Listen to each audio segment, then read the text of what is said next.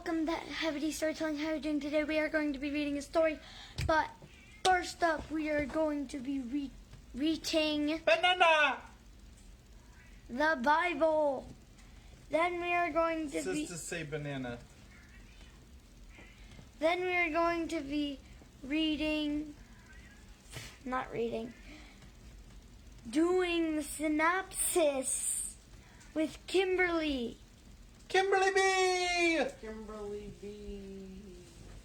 Then we are going to be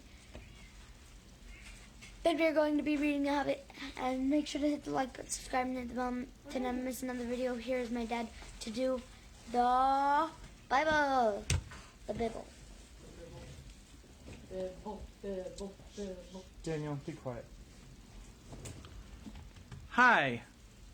So I want to take this time to recognize that Ben has successfully landed in San Diego and is joining the Marine Corps, as we speak. So I don't know how I feel about that. Yay! Okay. Now, Luke did not write long chapters. They divided long chapters in Luke in the Middle Ages. Luke chapter 12 happens to be one of the long ones. So, bear with me. This will take a little while. This is the English Standard Version of the Bible. In the meantime, when so many thousands of people had gathered together that they were trampling one another, he began to say to his disciples first, "Beware of the leaven of the Pharisees, which is hypocrisy. Nothing is covered up that will not be revealed, or hidden that will not be known. Therefore, whatever you have said in the dark shall be heard in the light, and what you have whispered in private rooms shall be proclaimed on the housetops. I tell you, my friends, do not fear those who kill the body, and after that have nothing more that they can do. But I will warn you whom to fear. Fear him who, after he is killed, has authority to cast into hell. Yes, I tell you, fear him. Are not 5 sparrows sold for 2 pennies, and not one of them is forgotten before God? Why, even the hairs of your head are all numbered. Fear not, you are more valuable than many sparrows. And I tell you, everyone who acknowledges me before men, the Son of Man will acknowledge before the angels of God. But the one who denies me before men will be denied before the angels of God. And everyone who speaks a word against the Son of Man will be forgiven, but the one who blasphemes against the Holy Spirit will not be forgiven. And when they bring you before the synagogues and the rulers and the authorities, do not be anxious about how you should defend yourself or what you should say, for the Holy Spirit will teach you in that very hour what you ought to say." Someone in the crowd said to him, "Teacher, tell my brother to divide the inheritance with me." But he said to him, "Man, who has made me a judge or arbiter over you?" And he said to them, "Take care and be on your guard against all covetousness, for one's life does not consist in the abundance of his possessions." And he told them a parable, saying, "The land of a rich man produces plentifully. And he thought to himself, 'What shall I do? For I have nowhere to store my crops.' And he said, 'I will do this. I will tear down my barns and build larger ones. And there I will store all my grain and my goods. And I will say to my soul, Soul, you have ample goods laid up for many years. Relax, eat, drink, and be merry.' But God said to him, 'Fool, this night your soul is required of you, and the things you have prepared, whose will they be? So is the one who lays up treasure for himself and is not rich toward God.' And he said to his disciples, 'Therefore I tell you, do not be anxious about your life, what you will eat, nor about your body, what you will put on. For life is more than food, and the body more than clothing. Consider the ravens, they neither sow nor reap, They have neither storehouse nor barn, and yet God feeds them. Of how much more value are you than the birds? And which of you, by being anxious, can add a single hour to his span of life? If then you are not able to do as small a thing as that, why are you anxious about the rest? Consider the lilies, how they grow. They neither toil nor spin. Yet I tell you, even Solomon in all his glory was not arrayed like one of these. But if God so clothes the grass, which is alive in the field today, and tomorrow is thrown into the oven, how much more will he clothe you, O you of little faith? And do not seek what you are to eat and what you are to drink, nor be worried, for all the nations of the world seek after these things, and your Father knows that you need them. Instead, seek his kingdom, and these things will be added to you. Fear not, little flock, for it is your Father's good pleasure to give you the kingdom. Sell your possessions and give to the needy. Provide yourselves with money bags that you do not grow old, with a treasure in the heavens that does not fail, where no thief approaches and no moth destroys. For where your treasure is, there will your heart be also. Stay dressed for action and keep your lamps burning, and be like men who are waiting for their master to come home from the wedding feast, so that they may open the door to him at once when he comes and knocks. Blessed are those servants whom the master finds awake when he comes. Truly, I say to you, he will dress himself for service and have them recline at the table, and he will come and serve them. If he comes in the second watch or in the third and finds them awake, blessed are those servants. But know this, that if the master of the house had known at what hour the thief was coming, he would not have left his house to be broken into. You also must be ready, for the Son of Man is coming at an hour you do not expect. Peter said, Lord, are you telling this parable for us or for all? And the Lord said, Who then is the faithful and wise manager, whom his master will set over his household to give them their portion of food at the proper time? Blessed is that servant whom his master will find so doing when he comes. Truly I say to you, he will set him over all his possessions. But if that servant says to himself, My master is delayed in coming, and begins to beat the male and female servants, and to eat and drink and get drunk, the master of that servant will come on a day when he does not expect him, and at an hour he does not know, and will cut him to pieces, and put him with the unfaithful. And that servant who knew his master's will, but did not get ready or act according to his will receive a severe beating. But the one who did not know, and did what deserved a beating, will receive a light beating. The one who did not know and did what deserved a beating will receive a light beating.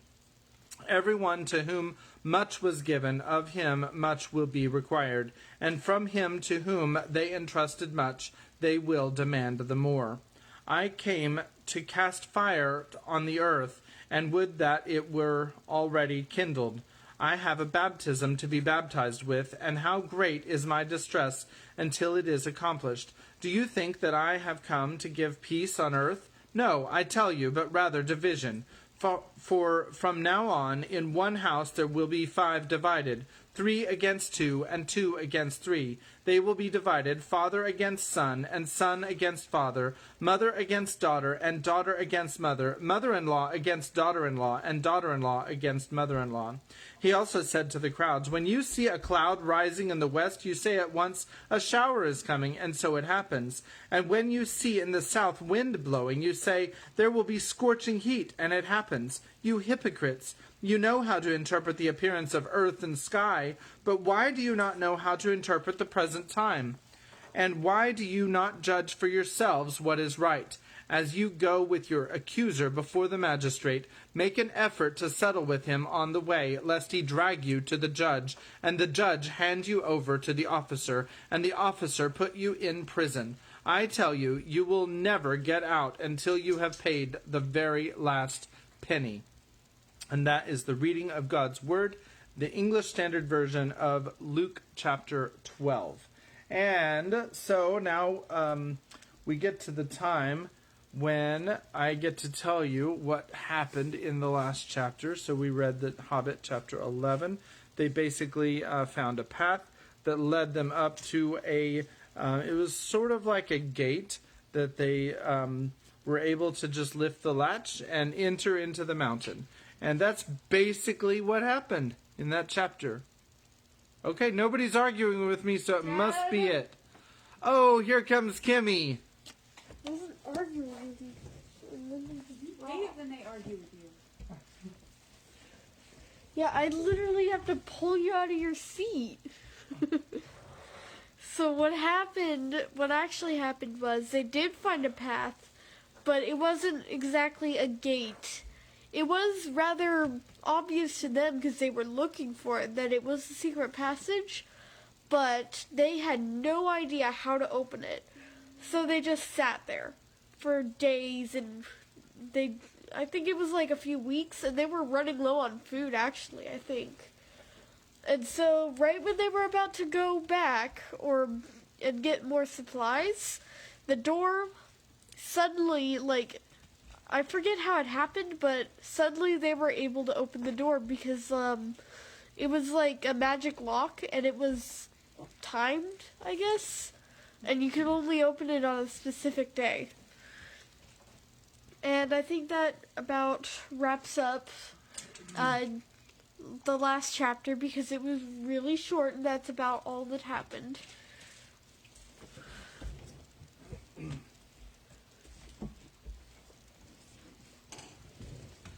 Hi. This chapter is not quite as short. So, what I said earlier is that Ben has landed. He's in San Diego. He is joining the Marine Corps even as we speak. This morning, I guess he did his actual official swearing in. And so we're really excited and proud of Ben. And hopefully he gets to watch this video so that he knows, because otherwise we don't really encourage him that much. Just joking. All right, so this is chapter 12. It's called Inside Information. Does anybody remember the first word? It's not the. Then. It's not then. Bilbo. It's not Bilbo. Frodo. No, it's not. Frodo's not even in this book. No, I'm just being Okay, it is 4. Okay, chapter 12, Inside Information. For a long time the dwarves stood in the dark before the door and debated until at last Thorin spoke. Now is the time for our esteemed Mr. Baggins, who has proved himself a good companion on our long road, and a hobbit full of courage and resource far exceeding his size, and if I may say so, possessed of good luck far exceeding the usual allowance. Now is the time for him to perform the service for which he was included in our company. Now is the time for him to earn his reward. Because I guess he didn't earn his reward all the other times that he saved their lives, like from the elves or from the spiders or whatever. All right, anyway. You are familiar with Thorin's style on important occasions, so I will not give you any more of it. Though he went on a good deal longer than this, it certainly was an important occasion, but Bilbo felt important. But by now he was quite familiar with Thorin too, and he knew what he was driving at. If you mean you think it is my job to go into the secret passage first, O Thorin, Thrain's son, Oakenshield, may your beard grow ever longer, he said crossly. Say so at once and have done. I might refuse. I have got you out of 2 messes already, which were hardly in the original bargain, so that I am, I think, already owed some reward. But 3rd time pays for all, as my father used to say, and somehow I don't think I shall refuse. Perhaps I have begun to trust my luck more than I used to in the old days. He meant last spring before he left his own house, but it seemed centuries ago. But anyway, I think I will go and have a peep at once and get it over. Now, who is coming with me? He did not expect a chorus of volunteers, so he was not disappointed. Fili and Kili looked uncomfortable and stood on one leg, but the others made no pretense of offering. except old Balin, the lookout man, who was rather fond of the hobbit. He said he would come inside at least, and perhaps a bit of the way too, ready to call for help if necessary. The most that can be said for the dwarves is this: they intended to pay Bilbo really handsomely for his services. They had brought him to do a nasty job for them, and they did not mind the poor little fellow doing it if he would. But they would all have done their best to get him out of trouble if he got into it, as they did in the case of the trolls at the beginning of the adventures, before they had any particular reason for being grateful to him. There it is. Dwarves are not heroes, but calculating folk with a great idea of the value of money. Some are tricky and treacherous and pretty bad lots. Some are not, but are decent enough people like Thorin and company, if you don't expect too much.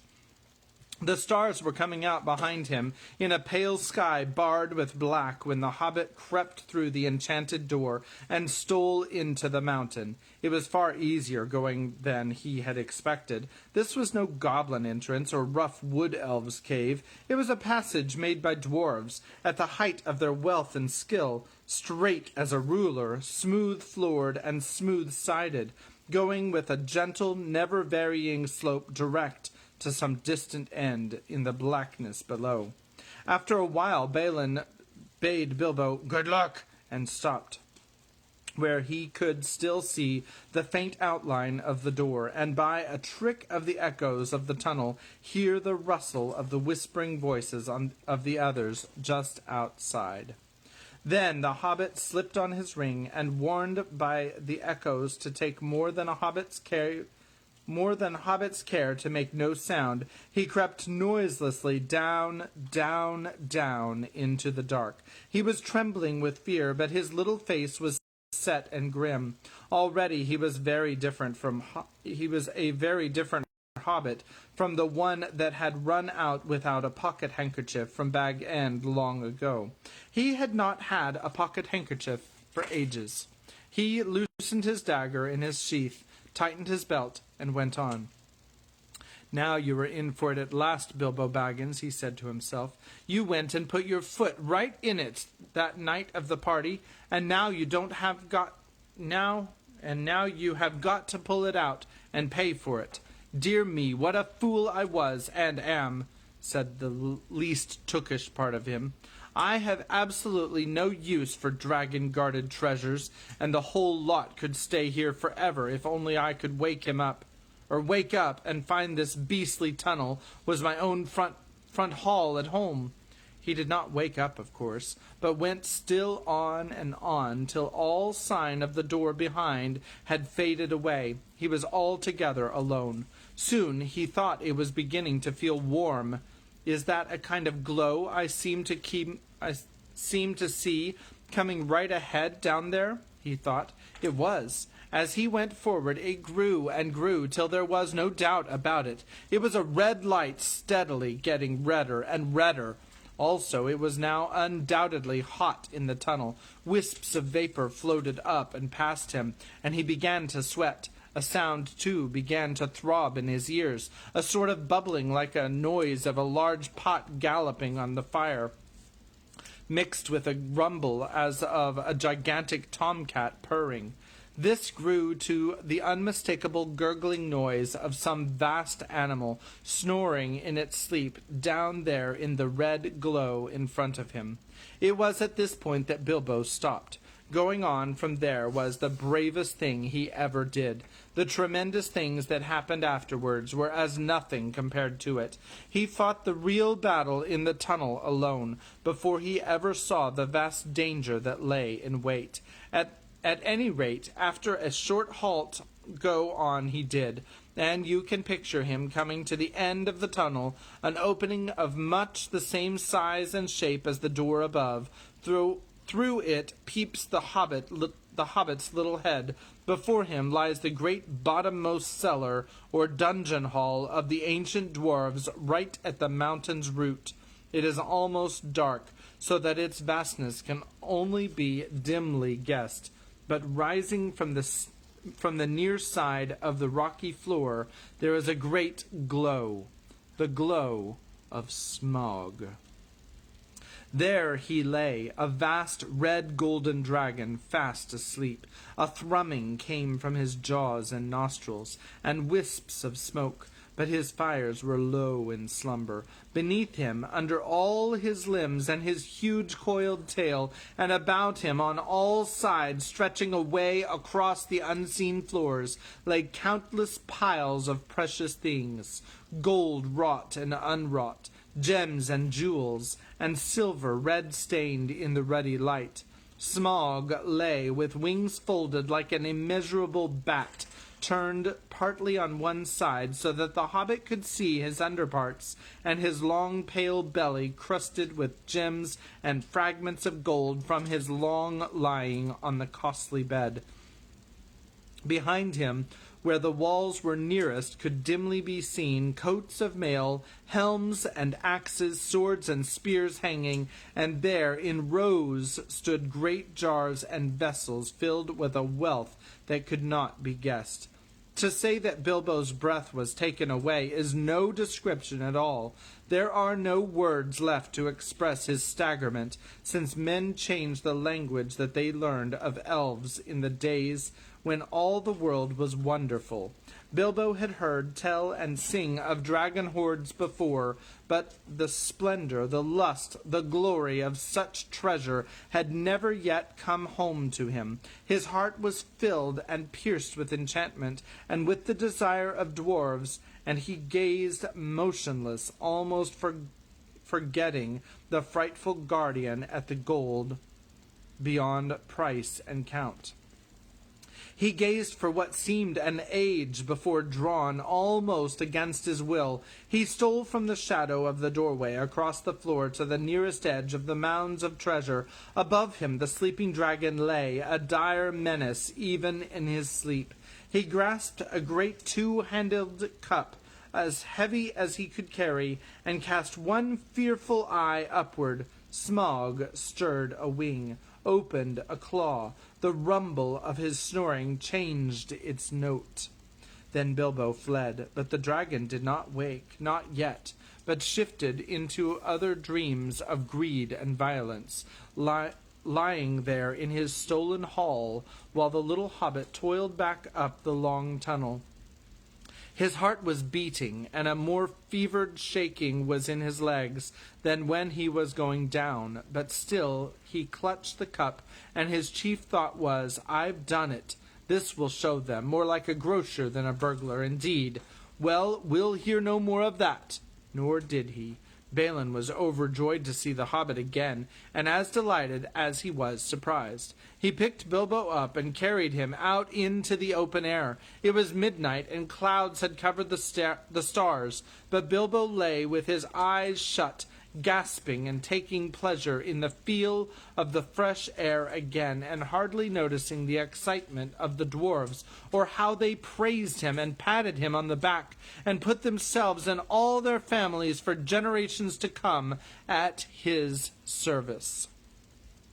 The dwarves were still passing the cup from hand to hand, and talking delightedly of the recovery of their treasure, when suddenly a vast rumbling woke in the mountain underneath, as if it was an old volcano that had made up its mind to start eruptions once again.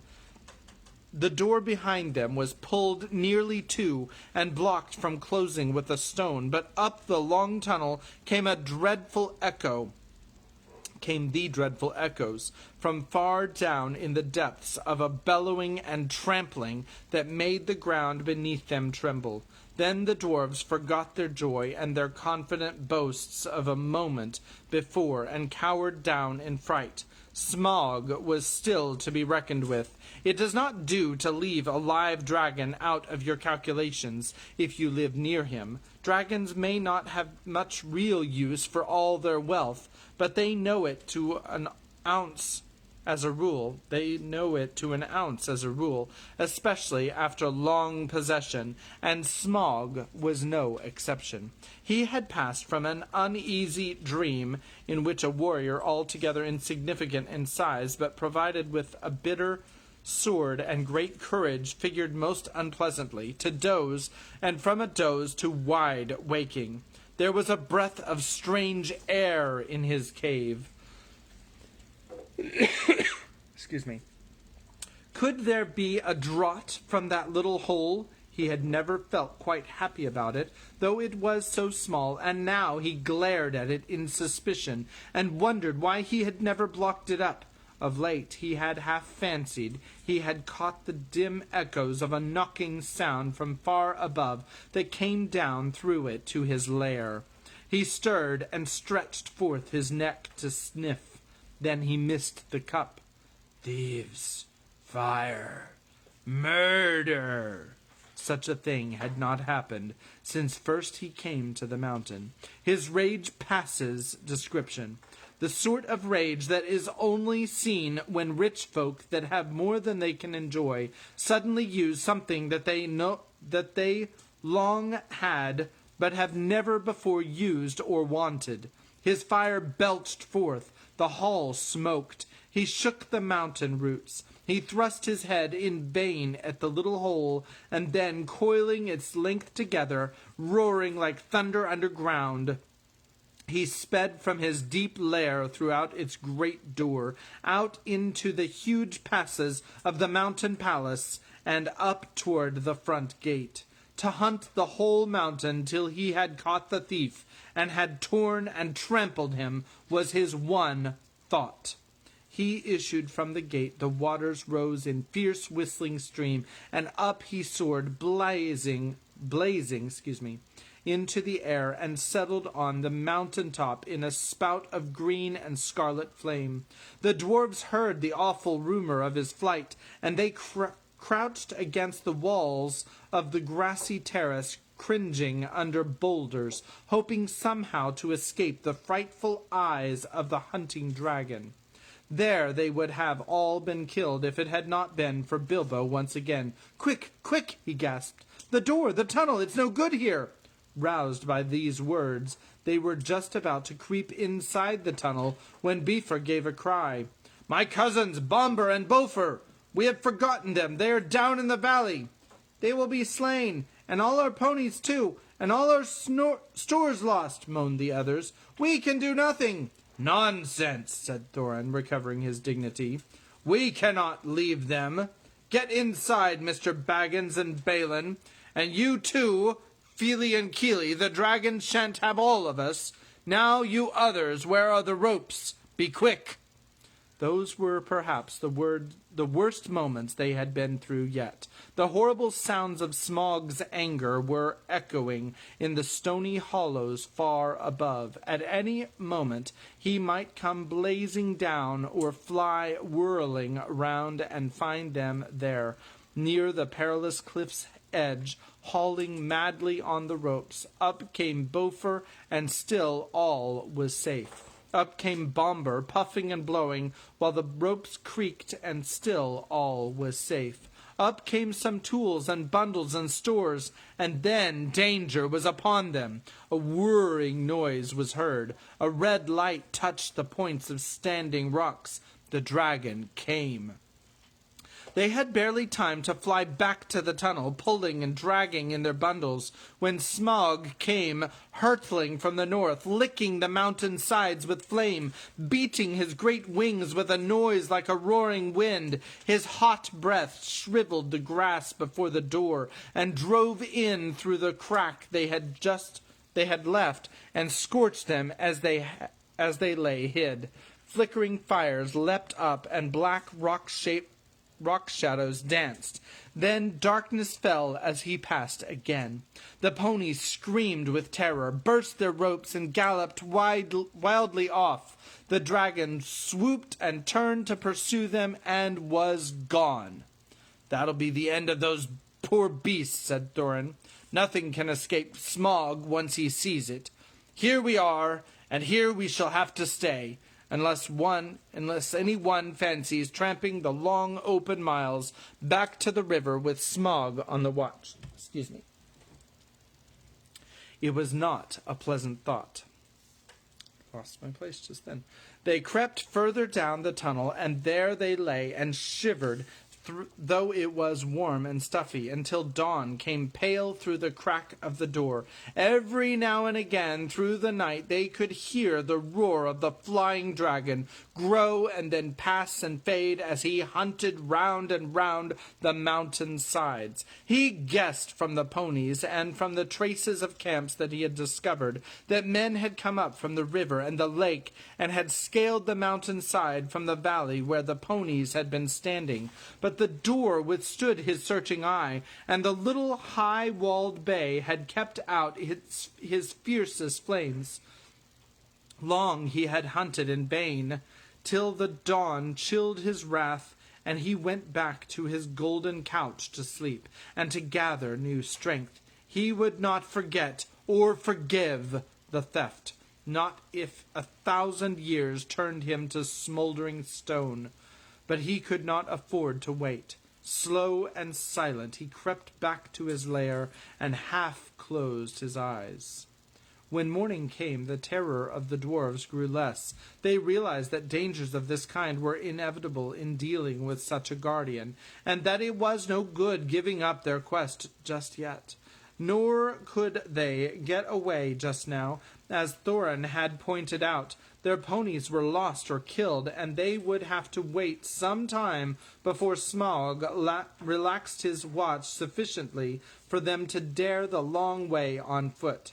Luckily, they had saved enough of their stores to last them still for some time.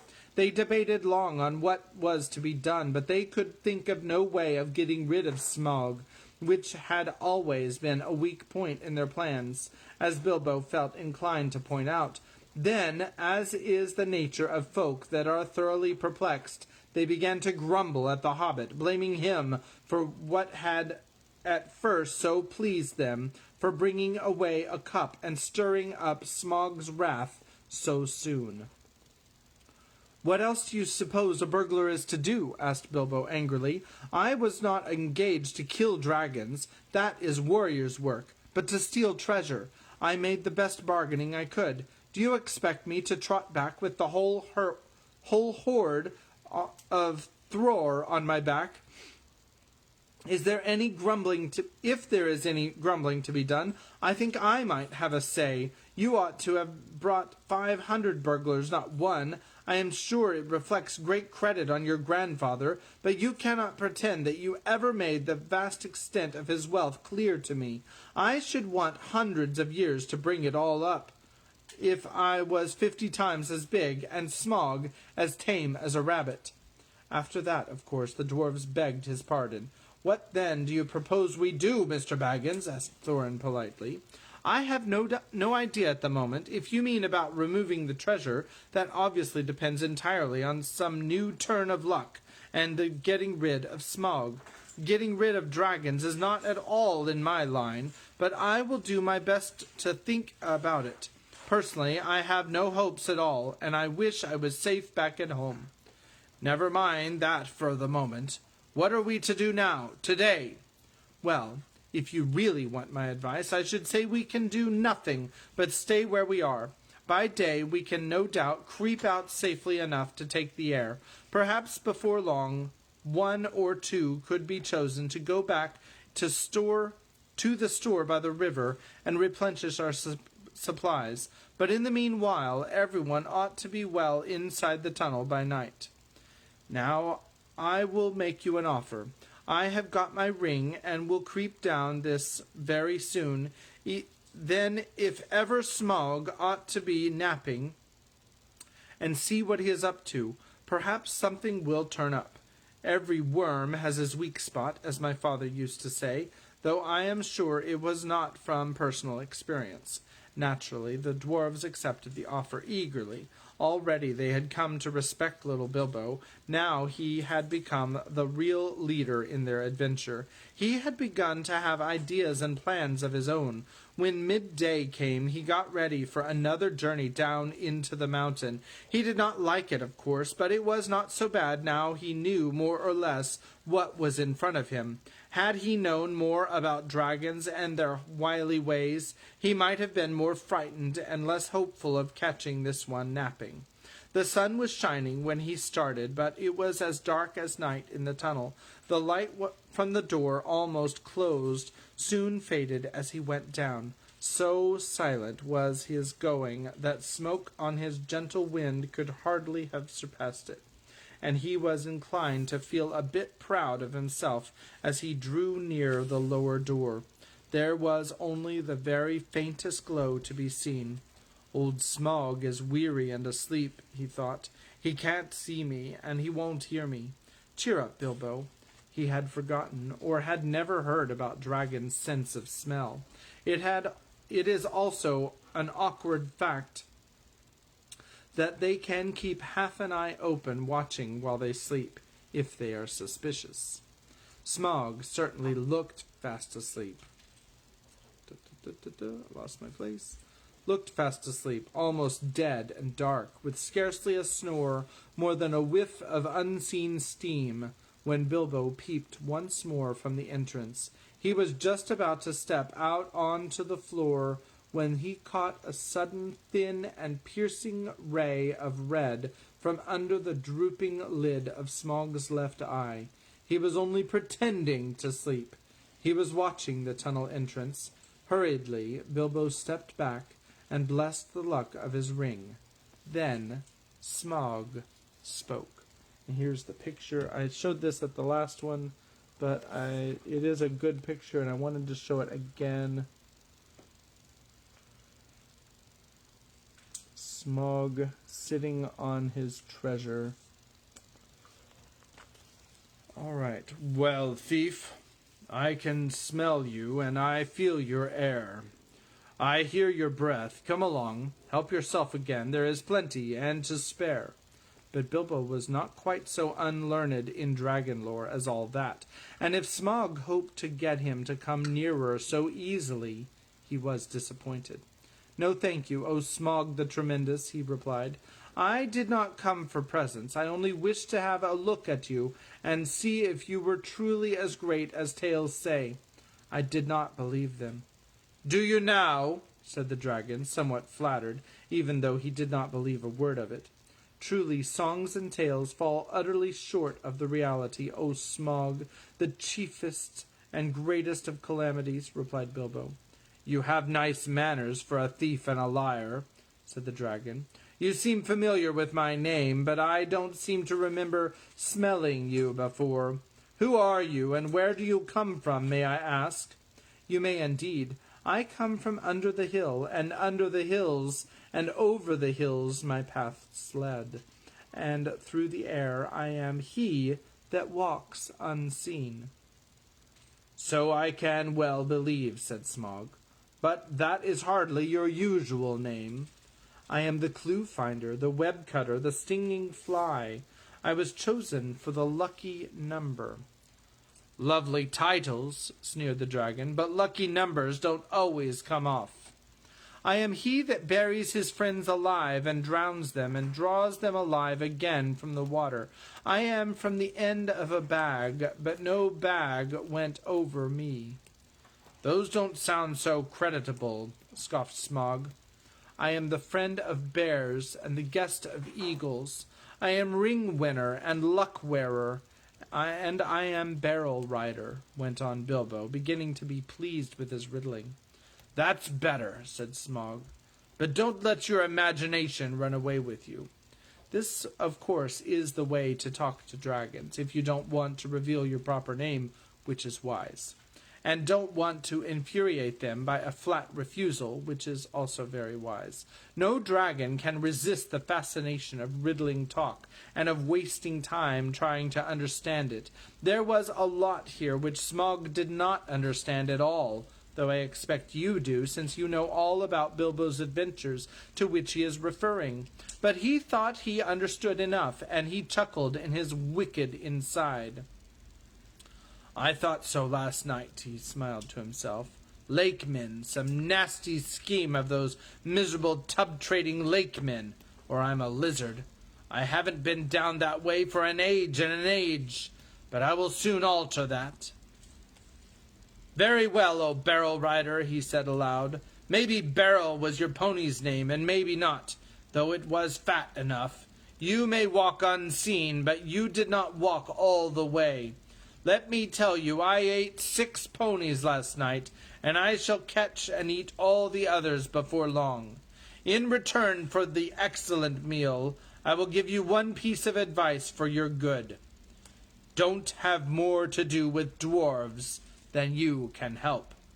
"Dwarves?" said Bilbo in pretended surprise. "Don't talk to me," said Smaug. "I know the smell and taste of dwarf, no one better. Don't tell me that I can eat a dwarf-ridden pony and not know it. You'll come to a bad end if you go with such friends, thief, barrel rider. I don't mind if you go back and tell them so from me." But he did not tell Bilbo that there was one smell he could not make out at all. Hobbit smell. It was quite outside his experience and puzzled him mightily.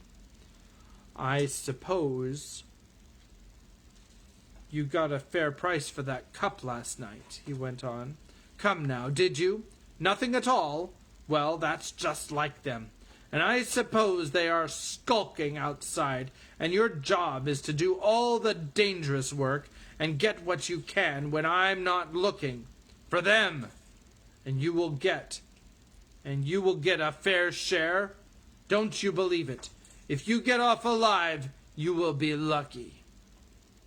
Bilbo was now beginning to feel really uncomfortable. Whenever Smaug's roving eye, seeking for him in the shadows, flashed across him, he trembled, and an unaccountable desire seized hold of him to rush out and reveal himself and tell all the truth to Smaug.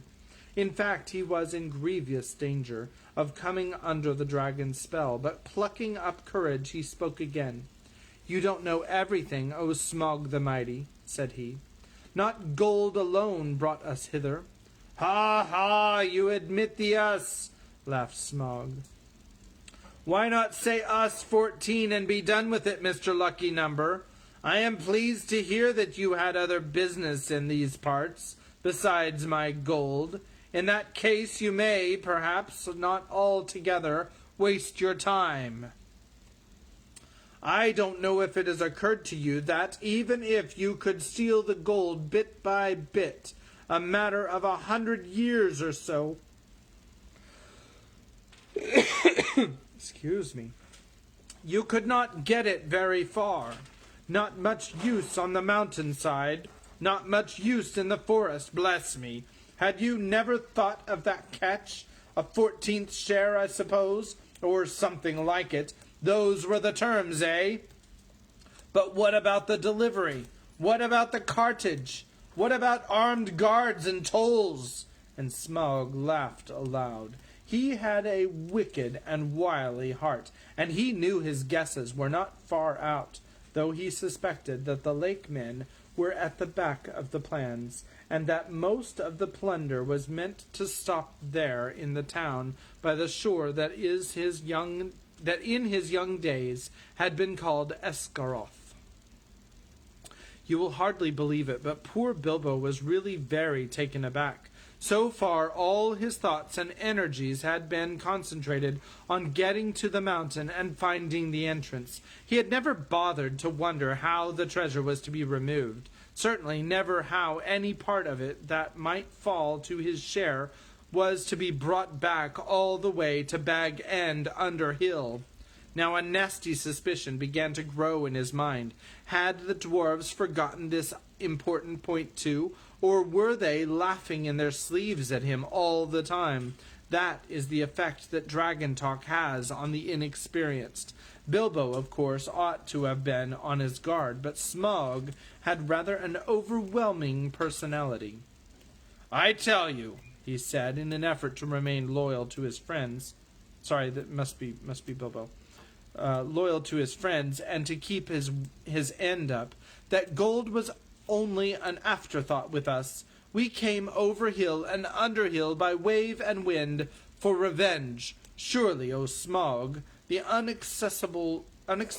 inaccessibly wealthy, you must realize that your success has made you some bitter enemies." Then Smaug really did laugh.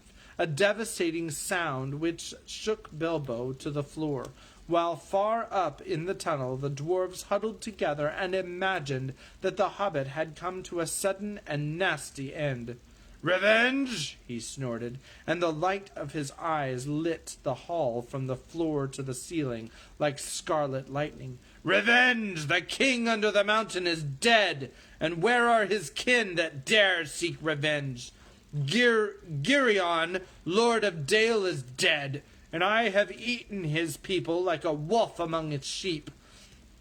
And where are his sons' that dare approach me? I kill where I wish, and none dare resist. I laid low the warriors of old, and their like is not in the world today. Then I was but young and tender. Now I am old and strong. Strong. Thief in the shadows," he gloated. "My armor is like tenfold shields. My teeth are swords. My claws spears. The shock of my tail a thunderbolt. My wings a hurricane. And my breath death." "I have always understood," said Bilbo in a frightened squeak, "that dragons were softer underneath, especially in the region of the chest.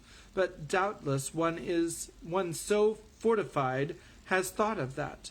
The dragon stopped short in his boasting. "Your information is antiquated," he snapped. "I am armored above and below with iron scales and hard gems. No blade can pierce me." "I might have guessed it," said Bilbo.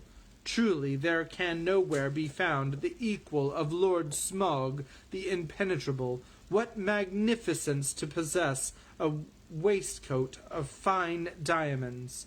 "Yes, it is rare and wonderful indeed," said Smaug, absurdly pleased. He did not know that the hobbit had already caught a glimpse of his peculiar undercovering on his previous visit, and was itching for a closer view for reasons of his own. The dragon rolled over. "Look," he said. "What do you say to that?" "Dazzlingly marvelous. Perfect. Flawless. Staggering," exclaimed Bilbo aloud, but what he thought inside was, "Old fool. Why, there is a large patch in the hollow of his left breast, as bare as a snail out of his shell." After he had seen that, Mr. Baggin's one idea was to get away. "Well, I really must not detain your magnificence any longer," he said, "or keep you from much-needed rest. Ponies take some catching, I believe, after a long start, and so do burglars," he added as a parting shot, as he darted back and fled up the tunnel. It was an unfortunate remark, for the dragon spouted terrific flames after him, and fast though he sped up the slope, he had not gone nearly far enough to be comfortable before the ghastly head of Smaug was thrust against the opening behind. Luckily, the whole head and jars could not squeeze in, but the nostrils sent forth fire and vapor to pursue him, and he was nearly overcome and stumbled blindly on in great pain and fear. He had been feeling rather pleased with the cleverness of his conversation with Smaug, but his mistake at the end shook him into better sense. "Never laugh at live dragons, Bilbo, you fool," he said to himself, and it became a favorite saying of his later, and passed into a proverb. "You aren't nearly through this adventure yet," he added, and that was pretty true as well.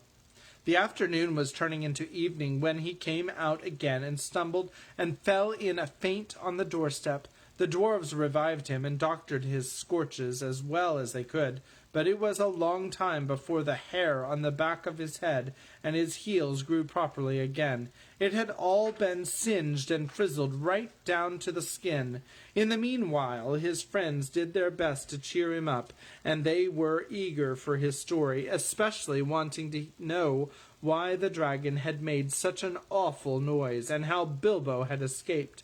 but the hobbit was worried and uncomfortable, and they had difficulty in getting anything out of him.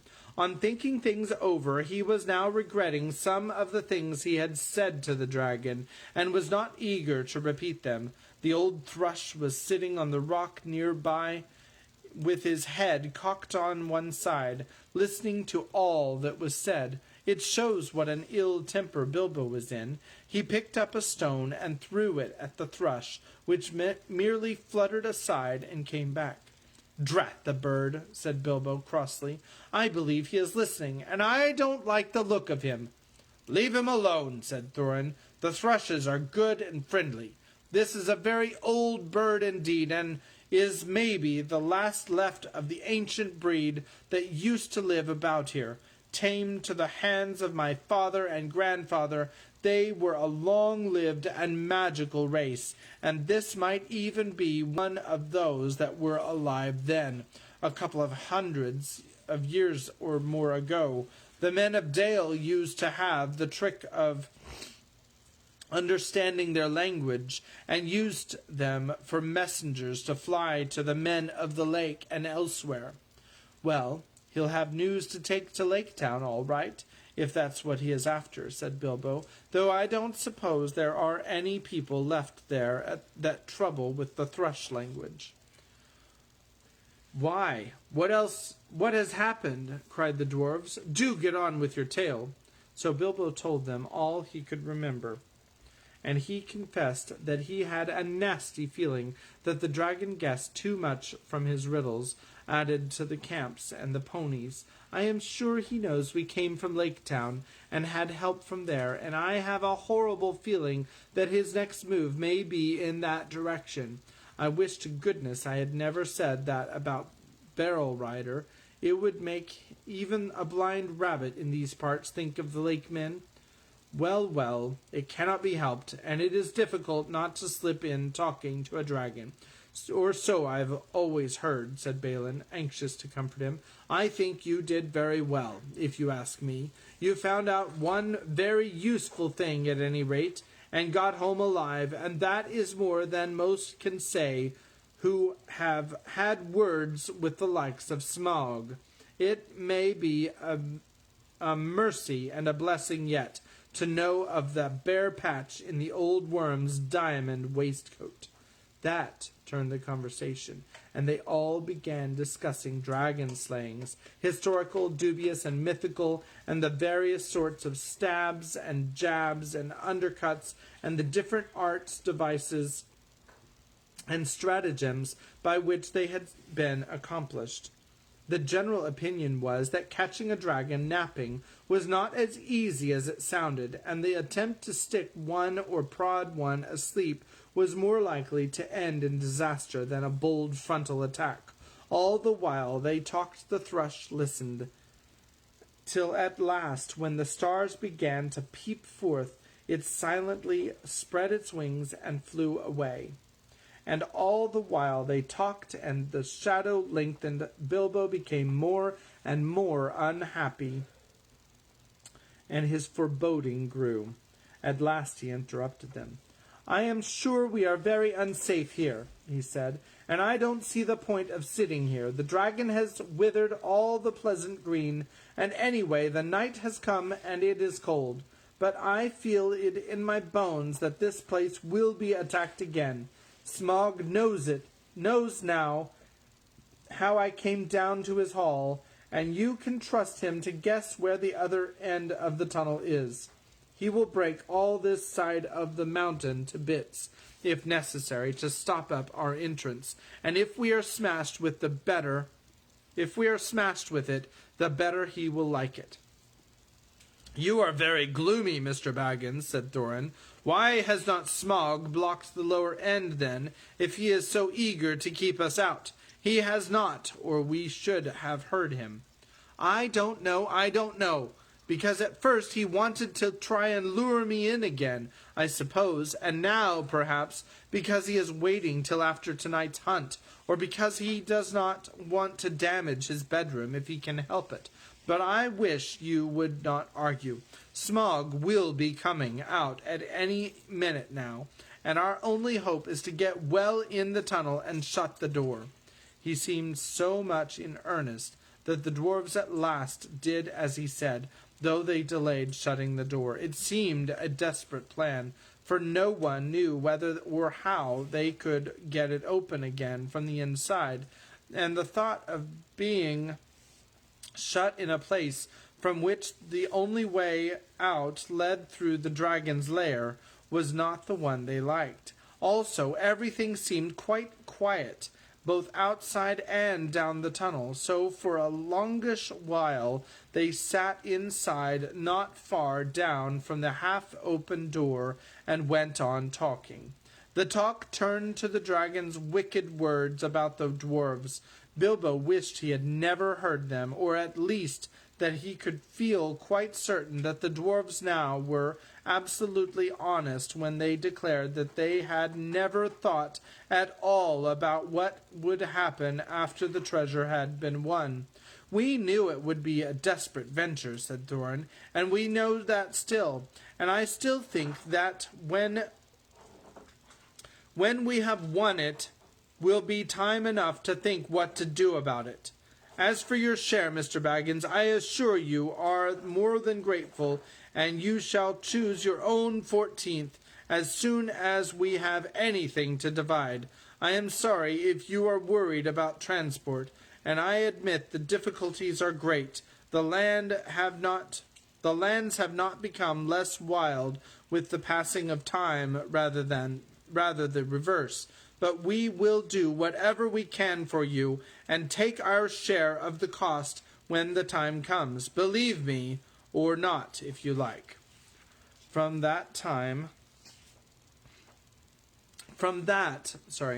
the talk turned to the great hoard itself, and to the things that Thorin and Balin remembered. They wondered if they were still lying there unharmed in the hall below, the spears that were made for the armies of the great King Bladorthin, long since dead. Each had a thrice forged head, and their shafts were inlaid with cunning gold, but they were never delivered or paid for. Shields made for warriors long dead, the great golden cup of Thror, two-handed, hammered, and carven with birds and flowers, whose eyes and petals were of jewels, coats and mail, gilded and silvered and impenetrable, the necklace of Girion, lord of Dale, made of 500 emeralds, green as grass, which he gave for the arming of his eldest son, in a coat of dwarf-linked rings, the like of which has never been made before, for it was wrought of pure silver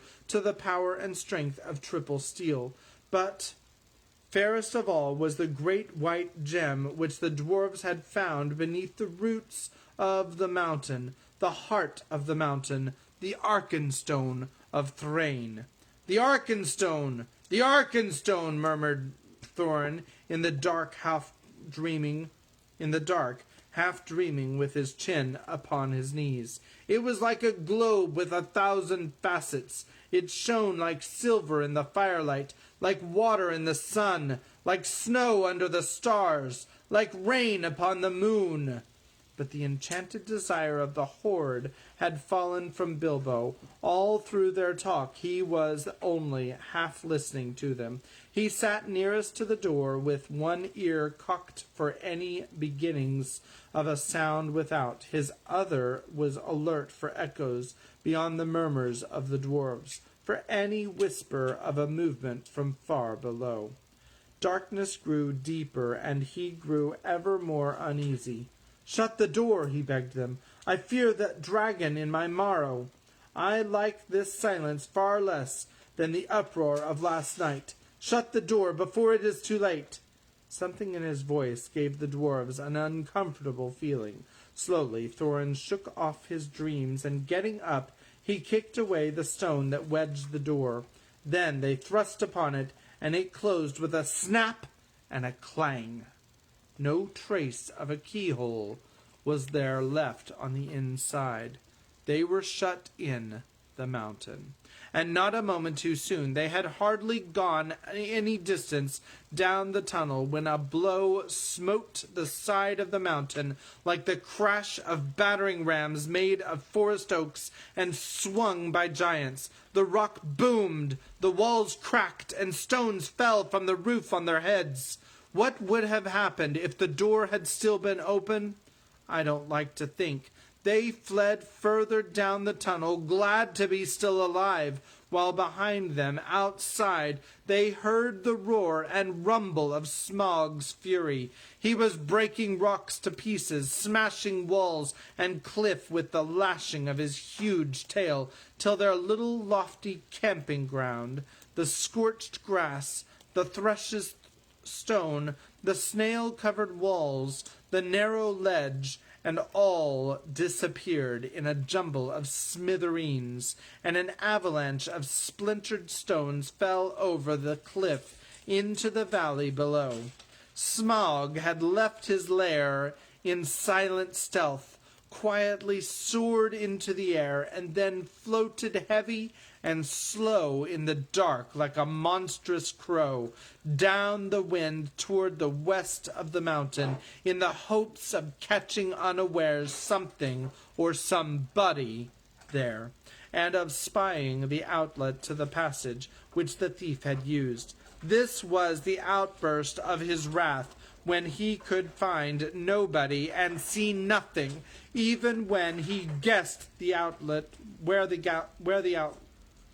even where he guessed the outlet must actually be.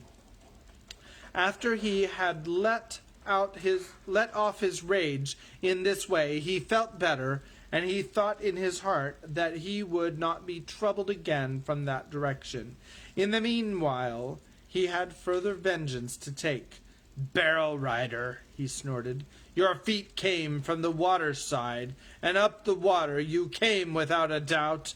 I don't know your smell, but if you are not one of those men of the lake, you had their help.